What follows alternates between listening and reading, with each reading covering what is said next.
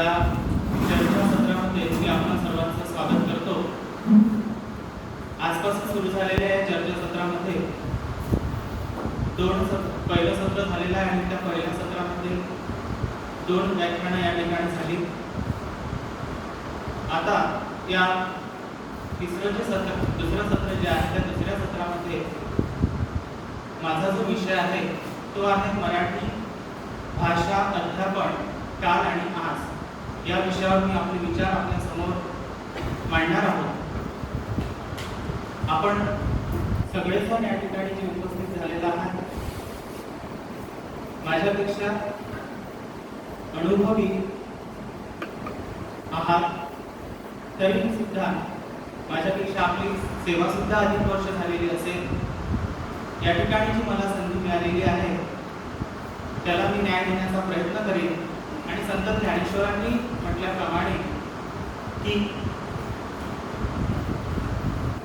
तरी न्यूनते कुळते अधिकते सरते करुणी न्यावे ते तुमते विनविले नियम,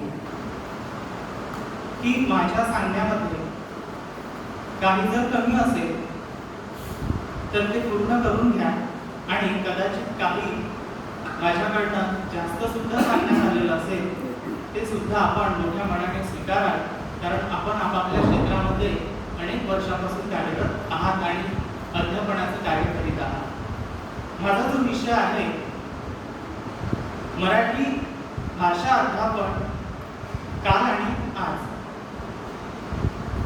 मित्रहो, अनेक वर्षापासून आपण सर्वजण आपापल्या विद्यालयामध्ये मराठी भाषेचं अध्यापन करीत आहात। मराठी भाषेचं अध्यापन पूर्वी काय होतं, काल काय होतं, आज काय आहे आणि यापुढे ते कसं राहणार या विषयावर मी मत मांडणार आहे। अध्यापन करीत असताना सगळ्यांचे व्यावसायिक अभ्यासक्रम आपण बीएड झालेला आहोत, डीएड झालेला आहे, त्यावेळेला आपण अध्यापनाच्या पद्धती आपण अभ्यासलेल्या आहात आणि त्या पद्धतीनुसार वेगवेगळ्या घटकाला वेगवेगळी पद्धत वापरून आपण आपलं अध्यापन पूर्ण करीत असतो। त्याच्यामध्ये जर विचार केला पारंपरिक अध्यापन पद्धती आणि नंतर मग पारंपरिक अध्यापन पद्धतीनंतर जे मराठी भाषेचं किंवा संपूर्ण शिक्षणाचा अभ्यासक्रम आहे तो बदललेला अभ्यासक्रम, त्याला धरून आधुनिक अध्यापन पद्धती, याच्यामध्ये आपल्याला समन्वय साधून आपल्याला अध्यापनाचं कार्य करावं लागतं। अध्यापन पद्धती म्हणजे काय, पहिले आपण तुम्ही शिकवली सगळ्यांना माहिती आहे, पण तरी या ठिकाणी की अध्यापन पद्धती म्हणजे काय, तर विद्यार्थी आणि शिक्षक यांच्यामध्ये जी अध्यापनाची जी प्रक्रिया असते ती प्रक्रिया आपल्याला त्याच्यातले जे मुद्दे असेल, त्याचा घटनाक्रम असेल, त्याची मांडणी करावी लागते आणि ती मांडणी करून क्रमबद्ध मांडणी करून आपण विद्यार्थ्यांना शिकवत असतो। अशा या क्रमबद्ध मांडणीला अध्यापन पद्धती म्हणतात। त्याच्यामध्ये मग विद्यार्थ्याचं वय असेल, त्यानंतर विद्यार्थ्याची मानसिकता आपल्याला बघून आपल्याला अध्ययन अनुभव त्याला द्यावा लागतात आणि मग त्याला धरून विद्यार्थ्याचं वय, त्याचा वर्ग, त्यानंतर त्याचं मानसिकरित्या तो किती सक्षम आहे या सगळ्या गोष्टींचा विचार करून आपण त्याला अध्ययन अनुभव देत असतो आणि आपण आपला विषय त्याच्यासमोर मांडत असतो। यालाच म्हटलं जातं अध्यापन पद्धती। पारंपरिक अध्यापन पद्धती ज्या आहेत त्याच्यामध्ये कोणकोणत्या पद्धतींचा आपण उपयोग करतो। आपण गद्यपाठ शिकवतो, त्यानंतर पद्यपाठ शिकवतो, त्यानंतर व्याकरणाचा भाग आपण आपापल्या वर्गातील विद्यार्थ्यांना शिकवतो, मग तो 5वी पासून असेल 12वी पर्यंत। याच्यामध्ये पारंपरिक अध्यापन पद्धतीमध्ये प्रामुख्याने पहिली जी पद्धत आहे ती आहे उद्गामी पद्धत। उद्गामी पद्धत काय आहे, तर उद्गामी पद्धत ही मानसशास्त्रावर आधारित आहे आणि उद्गामी पद्धतीचं जर वैशिष्ट्य बघितलं तर विद्यार्थ्यांना जेव्हा आपण शिकवतो तर जो घटक आपल्याला शिकवायचा आहे त्या घटकामध्ये सुरुवातीला आपण त्यांना उदाहरणं देत असतो आणि उदाहरणांची मांडणी करून विविध दाखले देऊन त्या दाखल्यांमधून त्या उदाहरणांमधून एक सामान्य नियम मांडला जातो किंवा एक सिद्धांत मांडला जातो. त्या सिद्धांताला अशा पद्धतीने जे आपण अध्यापन करीत असतो त्या पद्धतीला म्हटलं जातं उद्गामी पद्धत. आता उद्गामी पद्धतीचा उपयोग आपण कोणत्या घटकांसाठी करतो? जर आपण 5 ते 7 चा जर विचार केला तर उद्गामी पद्धत आपण 5 ते 7 करिता व्याकरणाचा जर भाग असेल की ज्या ठिकाणी आपल्याला नामाचे प्रकार शिकवायचे असतात तर त्या ठिकाणी आपण उद्गामी पद्धतीचा वापर करतो. आता तुम्ही सुद्धा ते नामाचे प्रकार शिकवताना त्याच पद्धतीने शिकवता. जसं की मगाशी मॅडमनी सांगितलं त्यांच्या व्याख्यानामध्ये की जेव्हा आपण पहिले काय करतो विद्यार्थ्यांना एक जर पाठ असेल त्या पाठामध्ये विविध उदाहरणं आपण त्यांना देतो आणि त्या पाठामधून काढलेले जे उदाहरणं आहेत त्या उदाहरणामध्ये मग आपण त्याला नाम ओळखायला लावतो. म्हणजे पहिले आपण उदाहरणं देतो, सुरुवातीला दाखले देतो आणि त्याच्यामधून मग त्याला काय करतो विद्यार्थ्याला त्यामधून आपण ओळखायला सांगतो की याच्यातलं नाम. त्यानंतर मग आपण त्याच्यावरून मग त्या नामाची व्याख्या तयार करतो. तर अशा पद्धतीचं जे अध्यापन करतो ते आहे उद्गामी पद्धतीने होणारे अध्यापन. त्याला म्हटलं जातं उद्गामी पद्धती. म्हणजे सुरुवातीला विविध दाखले द्यायचे, विविध उदाहरणं द्यायचे आणि त्या विविध दाखले आणि उदाहरणांच्या माध्यमातून एक सर्वसामान्य नियम, एक सर्वसामान्य सिद्धांत जेव्हा मांडत असतो तेव्हा त्याला म्हटलं जातं उद्गामी पद्धतीने होणारा अध्ययन. त्यानंतर उद्गामी पद्धत ही जर आपण पाहिली तर व्याकरणासाठी खूप उपयुक्त पद्धत आहे आणि याचा फायदा म्हणजे एक असा आहे की विद्यार्थी जो आहे ह्या विद्यार्थी या पद्धतीने जेव्हा आपण अध्यापन करतो तेव्हा त्यामध्ये विद्यार्थी हा कृतीशील असतो, निष्क्रिय राहत नाही. कारण आपण त्याला ब्लॅकबोर्डवर जर आपण त्याला उदाहरणं दिली तर त्या उदाहरणामधून तो आपण विचारतो त्याला की याच्यामध्ये नाम कोणतं आहे तो ओळखतो तर तो उभा होऊन तो सांगतो की हे नाम आहे. म्हणजे विद्यार्थी निष्क्रिय राहत नाही, त्या ठिकाणी विद्यार्थी काय राहतो सतर्क राहतो, विद्यार्थी हा एक फायदा उद्गामी पद्धतीचा आहे. म्हणून उद्गामी पद्धती ही व्याकरणासाठी उपयुक्त अशी पद्धत आहे. त्यानंतर दुसरी जर आपण पद्धतीचा विचार केला तर दुसरी पद्धत जी आहे ती अवगामी पद्धत म्हणून आहे. अवगामी पद्धत काय तर उद्गामी पद्धतीच्या अगदी उलट म्हणजे अवगामी पद्धत. या ठिकाणी उद्गामी पद्धतीमध्ये आपण सुरुवातीला उदाहरणं दाखले देतो आणि त्याच्यातून सर्वसामान्य निष्कर्ष, सर्वसामान्य सिद्धांत मांडत असतो. अवगामी पद्धत अगदी त्याच्या उलट म्हणजे या ठिकाणी सुरुवातीला आपण काय करत असतो नियम सांगतो, सिद्धांत सांगतो आणि नंतर आपण त्याचे उदाहरणं देत असतो. याला म्हटलं जातं अवगामी पद्धत. उदाहरण घ्यायचं झाल्यास आपण जर अलंकार शिकवत असलो तर आपण सुरुवातीला अलंकाराची व्याख्या लिहून देतो की अलंकार म्हणजे काय आणि नंतर मग काय करतो विद्यार्थ्यांना आपण त्या ठिकाणी उदाहरणं देतो की या अलंकाराचं उदाहरण काय. तर अशा पद्धतीने जे शिकवल्या जातं या ठिकाणी जी पद्धत वापरली जाते त्याला म्हटलं जातं अवगामी.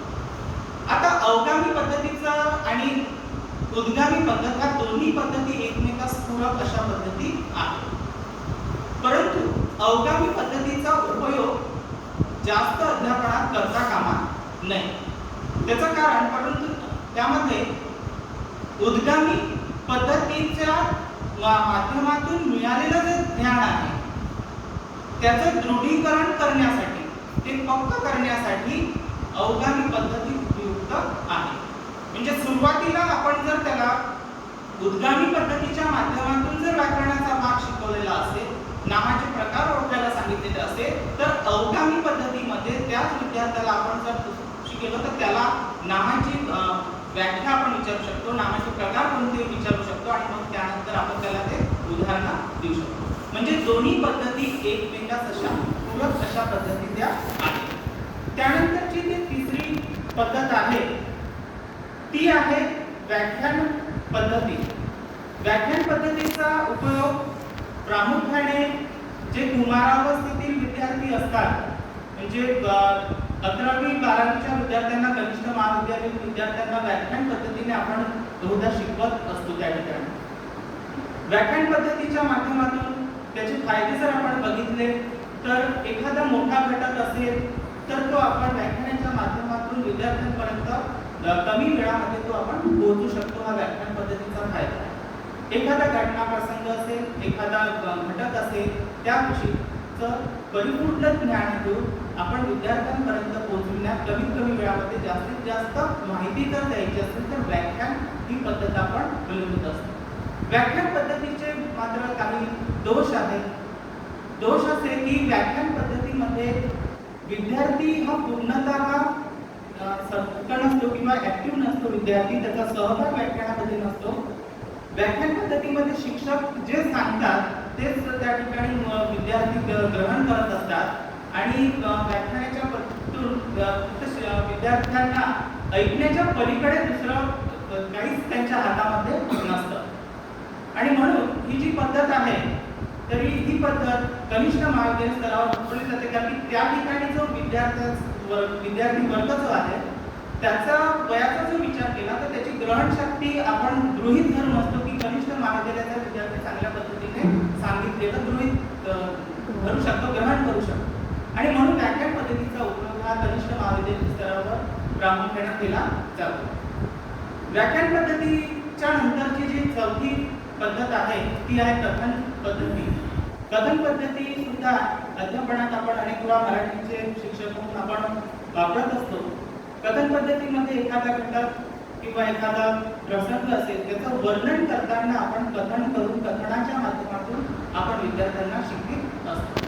कथन आणि व्याख्यान याही जर दोन्ही अध्यापन पद्धती जर आपण बघितल्या त्या याही पद्धती बहुधा आपण एकाच शब्दाने दोन्ही वापरत असतो, परंतु त्याच्यामध्ये फरक आहे. कथन वेगळं आणि व्याख्यान वेगळं. कथनामध्ये मराठीचा जर शिक्षक असेल तर मराठीच्या शिक्षकाच्या ठिकाणी कथन कौशल्य असलंच पाहिजे.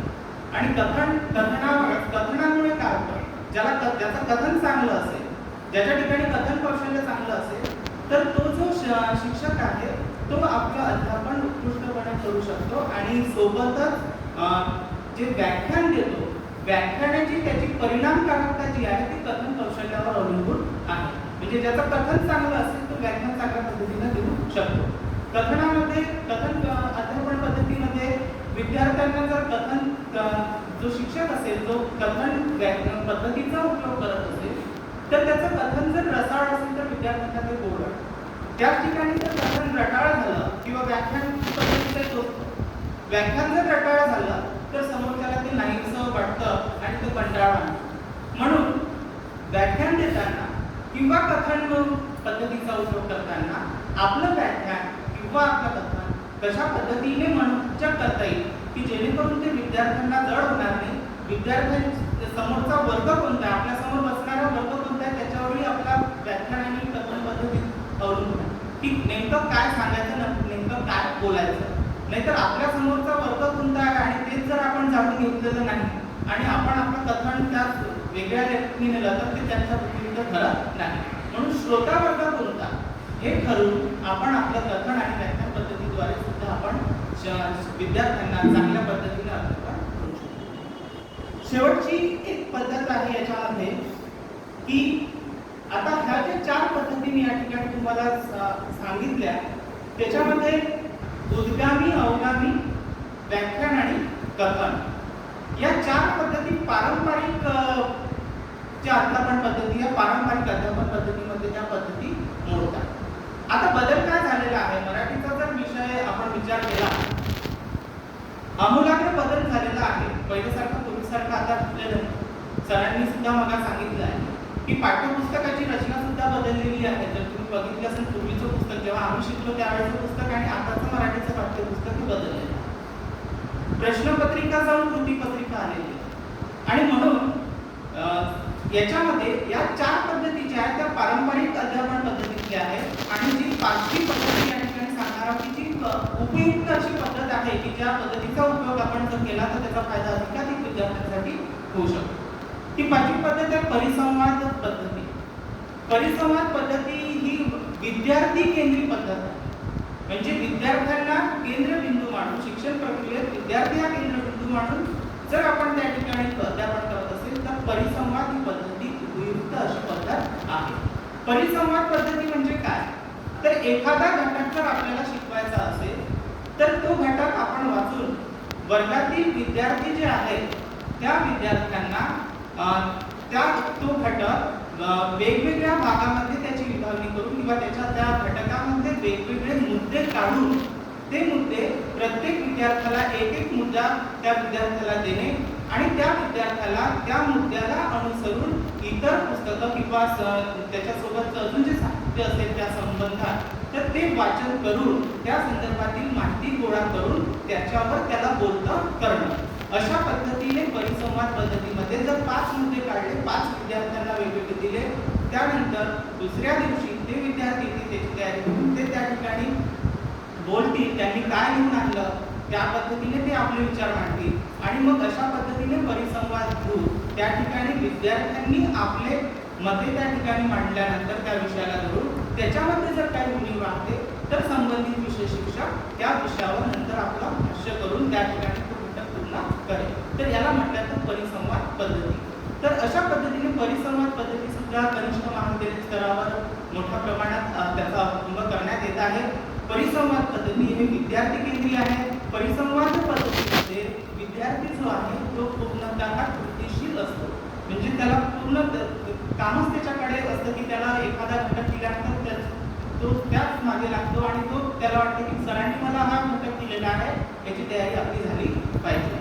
तर अशा पद्धतीने परिसंवाद पद्धतीच्या माध्यमातून विद्यार्थ्यांना कृतीशील ठेवता येतं आणि जोपर्यंत विद्यार्थी कृतीशील होणार नाही तोपर्यंत शिक्षण जी प्रक्रिया आहे ती निरंतर चालणार नाही.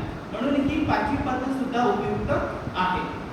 या ठिकाणी पारंपरिक अध्यापन पद्धती आणि आधुनिक अध्यापन पद्धतीची मी आता सांगितली की पारंपरिक आधुनिक अध्यापन पद्धतीमध्ये की परिसंवाद पद्धती याच्यामध्ये जर भेद आपण जाणून घेतला, जो बदल झालेला आहे काल आणि आज काय आहे. पारंपरिक पद्धतीचं शिक्षण आता पूर्णतः आपण देतो आहे करतो आहे, परंतु त्याला कुठेतरी बाजूला सारून आपल्याला आधुनिक अध्यापन पद्धती स्वीकारल्याशिवाय फायदा होणार नाही. कारण की विद्यार्थी आता त्यांच्या हातात स्मार्टफोन आहे, त्यांच्याकडे इंटरनेटचं सुविधा आहे. अशा पद्धतीमुळे त्यांना आपल्यापेक्षा अधिकचं ज्ञान विद्यार्थ्यांना आहे. कदाचित आपण एखाद्या बाबतीत आपल्याला नसेल पण ते ज्ञान असणारे विद्यार्थी सुद्धा आपल्यासमोर असतील.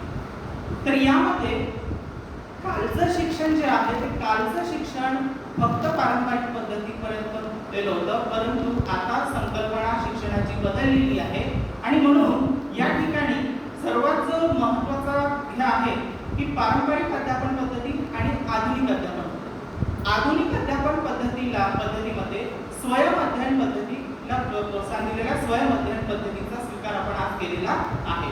स्वयं अध्ययन पद्धतीमध्ये काय, तर आपण पाहिलं की पारंपरिक पद्धतीमध्ये शिक्षण हे कसं होतं, शिक्षक केंद्रीय होतं. म्हणजे शिक्षक जसं म्हणेल तसंच तो शिकवायचा. त्या ठिकाणी विद्यार्थी कृतीशील नव्हता, परंतु या ठिकाणी आधुनिक अध्यापन पद्धती जी आहे किंवा स्वयं अध्ययन पद्धती जी आहे त्या स्वयं अध्ययन पद्धतीमध्ये शिक्षण जे आहे ते विद्यार्थी केंद्रित झालेलं आहे. विद्यार्थ्याला केंद्रबिंदू मानून आता अभ्यासक्रमाची रचना करण्यात आलेली आहे.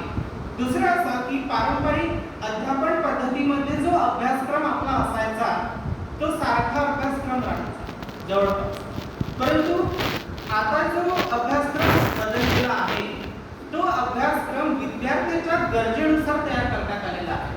तुम्ही जर बघितलेलं असेल तर मराठी विषय जर आपण बघितला तर मराठीचं पारंपरिक जे पुस्तक असेल, मराठीचं जुनं पुस्तक, त्याच्यामधनं जे उद्देश होते मराठीचे, त्याच्यामधनं काय उद्दिष्ट होते की मराठी साहित्याची ओळख झाली पाहिजे, मराठी भाषेची ओळख झाली पाहिजे, हे त्या अध्यापनाची उद्दिष्ट होती, त्या पाठ्यपुस्तकाची उद्दिष्ट होती. परंतु आता जो अभ्यासक्रम बदललेला आहे त्याच्यामध्ये फार बदल झालेला आहे आणि तो विद्यार्थ्यांच्या गरजेनुसार तयार करण्यात आलेला आहे. त्याचं उदाहरण तुम्ही बघितलं, मराठीचं 12वीचं पाठ्यपुस्तक बघा किंवा 10वीचं बघा की कृतीपत्रिका आलेलीच आहे, परंतु मराठीचे जे पाठ्यपुस्तक आहे ते कुठेतरी विद्यार्थ्यांना भविष्यामध्ये कसं उपयुक्त पडेल त्या दृष्टीने मराठीचं पाठ्यपुस्तक तयार केलेलं आहे. त्यालाच आपण म्हणतो की उपयोजित मराठी. आता कोणतं मराठी आहे? उपयोजित. की जीवनामध्ये मराठीचा उपयोग विद्यार्थ्याला भविष्यामध्ये कसा करता येईल आणि तशा पद्धतीने ते पाठ्यपुस्तक तयार करण्यात आलेलं आहे. 12वीचं मराठीचं पाठ्यपुस्तक बघा किंवा 11वीचं बघा, त्याच्यामध्ये 12वी झाल्यानंतर विद्यार्थ्याला जर समोर स्पर्धा परीक्षांचं मार्गदर्शन क्लासेस लावायचे असेल किंवा स्पर्धा परीक्षेला सामोरे जायचं असेल तर त्या पद्धतीने पुस्तकाची रचना केलेली आहे. कृतीपत्रिका सुद्धा हा त्यातलाच भाग आहे. कृतीपत्रिका काय आहे की जेव्हा आपण ग्रॅज्युएशन झाल्यानंतर जर स्पर्धा परीक्षेला विद्यार्थी सामोर जात आहे तर त्या ठिकाणी सुद्धा त्याला काय केलं जातं, पेपरचा जो पॅटर्न आहे स्पर्धा परीक्षेचा तो सुद्धा काय आहे, ऑप्शनल, म्हणजे ऑप्शन दिले जातात. एक प्रश्न त्याच्या खाली ऑप्शन. आपली कृतीपत्रिका सुद्धा बहुधा म्हणजे तशीच आहे की व्याकरणावर सुद्धा जे प्रश्न विचारले जातात, ज्या कृती दिल्या जातात त्याच्या खाली पर्याय, म्हणजे विद्यार्थ्यांना कृतीशील केलेला आहे. आणि म्हणूनच पारंपरिक अभ्यासक्रमाच्या तुलनेत जो आता या ठिकाणी आधुनिक अध्यापन पद्धतीमध्ये जे पाठ्यपुस्तक आलेलं आहे ते कृतीशील आहे आणि विद्यार्थ्यांच्या गरजेनुसार की कुठेच विद्यार्थी मराठीचा विद्यार्थी हा कुठेच मागे पडता कामा नये. त्याच्यामध्ये सूत्रसंचालन दिलेलं आहे. मराठीच्या पाठ्यपुस्तकात सूत्रसंचालन कसं करायचं, कारण की सूत्रसंचालनाच्या माध्यमातून सुद्धा विद्यार्थ्याला अनेक ठिकाणी चांगल्या संधी मिळू शकतात. अनेक जण चांगलं सूत्रसंचालन करणारे जे असतात त्यांना अनेक ठिकाणी बोलवल्या जातं आणि त्याचं मोठ्या प्रमाणात मानधन दिलं जातं. हे आपल्याला विद्यार्थ्यांना सांगायचं आहे की सूत्रसंचालनाचं काय, त्याच्यामध्ये सुद्धा त्याला आपलं जीवन म्हणजे चांगल्या पद्धतीने जॉब जरी नाही मिळत ते त्याला करिअर म्हणून त्याला त्या ठिकाणी त्याला निवडता येतं. त्यानंतर अशा पद्धतीने त्या ठिकाणी आकाशवाणी असेल, दूरचित्रवाणी असेल, त्या ठिकाणी सुद्धा मराठीच्या विद्यार्थ्याला जर त्याचं मराठी चांगलं असेल तर त्या ठिकाणी सुद्धा त्याला नोकरीच्या संधी आहेत. आणि म्हणून हे पाठ्यपुस्तक पूर्वीच्या तुलनेमध्ये मोठ्या प्रमाणात त्याच्यामध्ये बदल झालेला आहे आणि विद्यार्थ्यांच्या गरजेनुसार तयार केलेला आहे. तिसरं जर आपण पाहिलं की पारंपरिक अध्यापन पद्धतीमध्ये विद्यार्थ्यांना जो अभिप्राय आपण फीडबॅक देत होतो त्याला वेळ लागायचा. म्हणजे एखादा घटक आपण शिकवलो, व्याख्यान पद्धती म्हणा कोणताही घटक आपण शिकवला तर त्याच्यामध्ये जो फीडबॅक विद्यार्थ्यांना अभिप्राय जो द्यायचा तो त्याला वेळ लागत असे. कारण की 50 विद्यार्थी वर्गामध्ये शिक्षक शिकवल्यानंतर विद्यार्थ्यांपैकी त्याचं काय केलेलं आहे त्याला समजलं की नाही त्याला वेळ लागायचा. परंतु आधुनिक अध्यापन पद्धतीमध्ये किंवा स्वयं अध्ययन पद्धतीमध्ये त्या ठिकाणी विद्यार्थ्याला अभिप्राय तात्काळ. त्याचं कारण विद्यार्थी स्वयं अध्ययन पद्धतीमध्ये काय असतं, कृतीशील असतो आणि स्वतः तो कृतीशील असल्यामुळे त्याला काय नेमकं समजलं नाही, त्याच्या काय लक्षात आलं नाही ते आपल्या लगेच लक्षात येतं आणि आपला अभिप्राय त्याला लगेच मिळतो. हा एक भेद त्याच्यामध्ये आहे. पारंपरिक एक चौथा मुद्दा की पारंपरिक पद्धतीमध्ये विद्यार्थी शिक्षकाच्या गतीने शिकतात. म्हणजे शिक्षक ज्या पद्धती शिक्षकाची जी गती असेल म्हणजे एखादा टॉपिक एखादा घटक जर घेतला तर त्या पद्धतीने तो पूर्ण करायचा, तशा पद्धतीने तो पूर्ण होईल. परंतु स्वयं अध्ययन पद्धतीमध्ये शिक्षकाच्या गतीने विद्यार्थी स्वतःच्या गतीने शिकतो. म्हणजे कृतीशील असल्या कारणाने त्या ठिकाणी विद्यार्थी एखादा घटक घेतला की तो घटक स्वतःच त्याला करायचा असतो, त्याच्यामुळे तो स्वतःच्या गतीने. कदाचित आपल्या वर्गामध्ये 50 विद्यार्थी असतात तर 50 विद्यार्थ्यांमध्ये प्रत्येक विद्यार्थ्याची गती ही सारखी राहत नाही. एखादा विद्यार्थी खूप हुशार असेल तर तो शिक्षकाने शिकवलेला जो पाठ आहे कदाचित त्याच्या पुढचाही पाठ तो घरी वाचून घेतो, त्याच्या पुढचा पाठ वाचून घेतो, त्याच्या पुढचं कदाचित तो लिहून सुद्धा घेतो, त्याच्यावरचं जे काही स्वाध्याय वगैरे असेल. तर ही जी आहे म्हणजे पूर्वी पारंपरिक मध्ये शिक्षकाच्या गतीनुसार विद्यार्थी शिकायचा, परंतु आता जर आपण विचार केला स्वयं अध्ययन पद्धतीमध्ये विद्यार्थी हा स्वतःच्या गतीने शिकतो. वर्गामध्ये जेवढं शिकवलेलं असेल त्याच्या पलीकडे जाऊन तो घरी स्वतः अध्ययन करतो आणि स्वतःच्या गतीने तो शिकतो. त्यानंतर एक महत्त्वाचं की पारंपरिक पद्धतीमध्ये विशिष्ट अभ्यासक्रमाची मर्यादा राहायची, अभ्यासक्रम पूर्ण करण्याबाबतची मर्यादा आपल्याला राहायची की शिक्षकाला हे राहायचं की इथपर्यंत अभ्यासक्रम पूर्ण झाला पाहिजे. पण आता जर आपण पाहिलं स्वयं अध्ययन पद्धतीमध्ये आताही अभ्यासक्रम आपण पूर्ण करतोच, परंतु विद्यार्थी आपल्या सवयीनुसार शिकू शकतो. म्हणजे एखादा जर घटक त्याला वाटलं की हा झालेला किंवा शाळेत जर अतिरिक्त वेळ मिळतोय तर तो आपल्या सवयीनुसार तो शिकू शकतो. हा एक स्वयं अध्ययन पद्धतीचा फायदा आहे.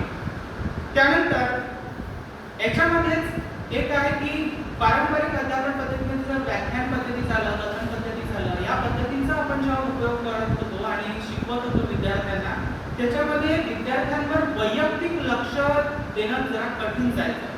कारण की 50 विद्यार्थी आपल्या समोर आहेत, तर त्या ठिकाणी वैयक्तिक प्रत्येक विद्यार्थ्यांवर लक्ष देणं, विद्यार्थ्यांवर लक्ष असतंच आपलं, परंतु प्रत्येकाचा जो वगैरे ह्या गोष्टी तेवढ्या प्रमाणात शक्य होत नव्हत्या. त्या स्वयंअध्ययन पद्धतीमध्ये विद्यार्थ्यांवर वैयक्तिक लक्ष देण्याची गरज नाही. तर या ठिकाणी शिक्षकाची भूमिका काय असते? स्वयंअध्ययन पद्धतीमध्ये शिक्षकाची जी भूमिका आहे तो त्याचा मार्गदर्शक म्हणून आहे. कारण की विद्यार्थी या ठिकाणी स्वयंअध्ययन पद्धतीमध्ये स्वतः शिकतो, स्वतः तो कृतीशील राहतो आणि म्हणून केवळ त्या ठिकाणी शिक्षकाची जी भूमिका आहे ती मार्गदर्शकाची भूमिका आहे. शिक्षक मार्गदर्शक म्हणून त्या ठिकाणी बघेल की त्याने पूर्ण केलं का, त्याचा तो घटक त्याला दिलेला ते झालं का, त्याच्यात काही त्याला अडचणी आल्या का.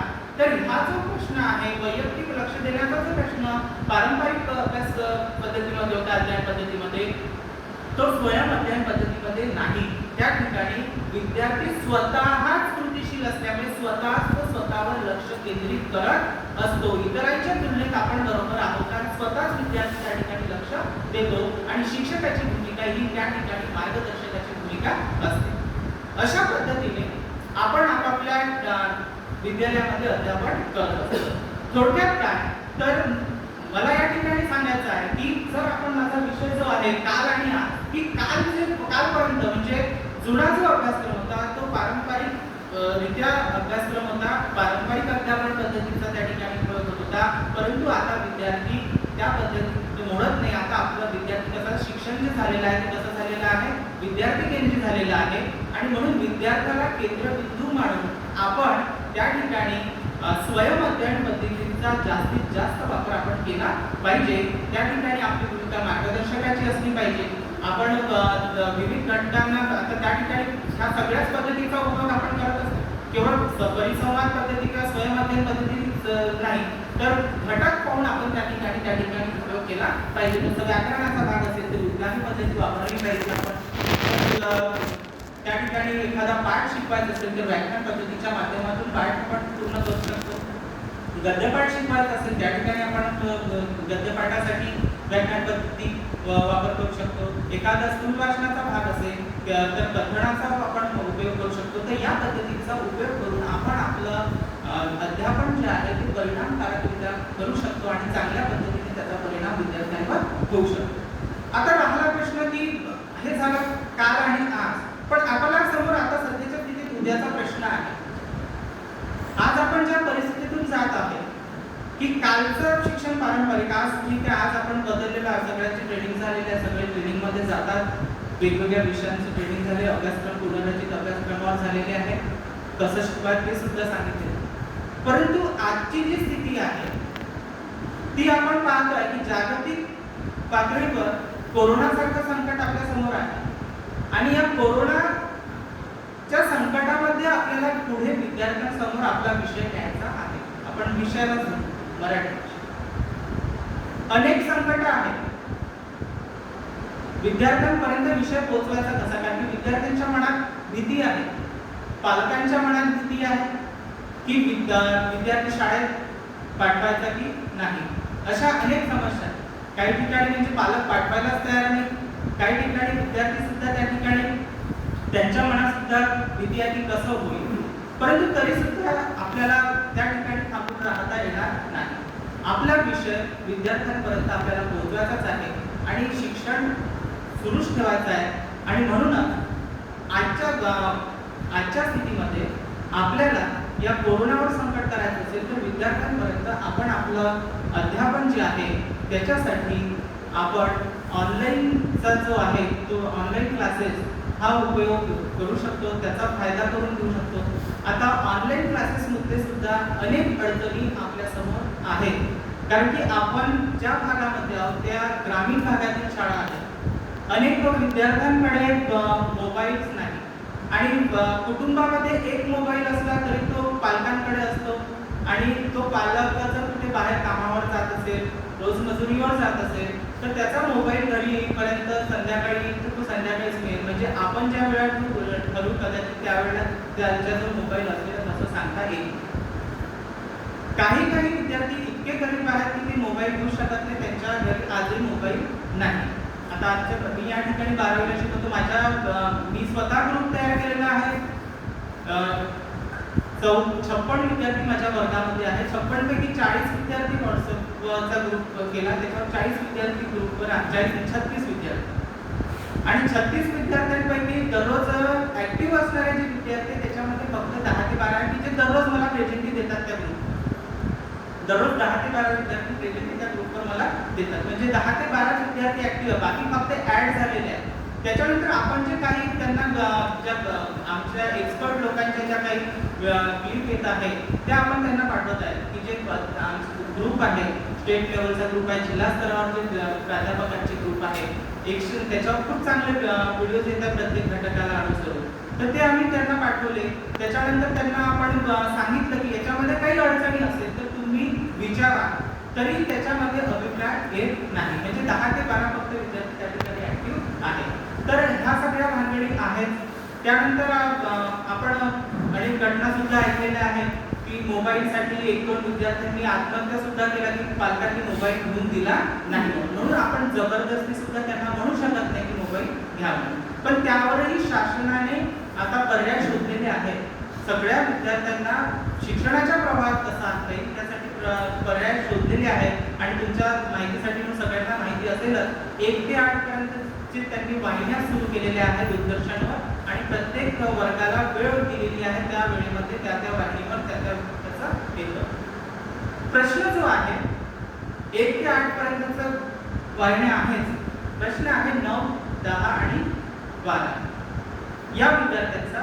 त्यांचं सुद्धा आपण सुरू होईलच, ग्रुपच्या माध्यमातून चालू आहे. त्यानंतर तुम्ही त्यासाठी अजून स्वतः झूम ॲपच्या माध्यमातून करू शकतो, परंतु झूम ॲप सुद्धा परिपूर्ण नाही. त्याच्यामध्ये सुद्धा लिंक लागत नाही, एक जण दिसतो आणि मग बाकीचे विद्यार्थी म्हणून तोही प्रकार म्हणजे करून पाहिलेला आहे परंतु त्याच्यामध्ये पाहिजे त्या प्रमाणात समाधान मिळत नाही. त्याच्यापेक्षा आपले किंवा आपल्यापेक्षाही अनेक तज्ञ आहेत की ज्यांचे त्या विषयाशी संबंधित व्हिडिओज आपापल्या ग्रुपवर येत आहेत. ते जरी आपण टाकले विद्यार्थ्यांना, त्याचा जरी आढावा घेतला तरी सुद्धा विद्यार्थी ते नक्की पाहतील, करतील आणि या ठिकाणी 10वी 12वीचे वर्ग होणारच आहे. किती जरी झालं तरी ते सुरू करावंच लागणार आहे. ते सुरू होईल आणि मग ते सुरू झाले तर आपण प्रत्यक्ष अध्यापन प्रक्रियेत येऊ. मी आपला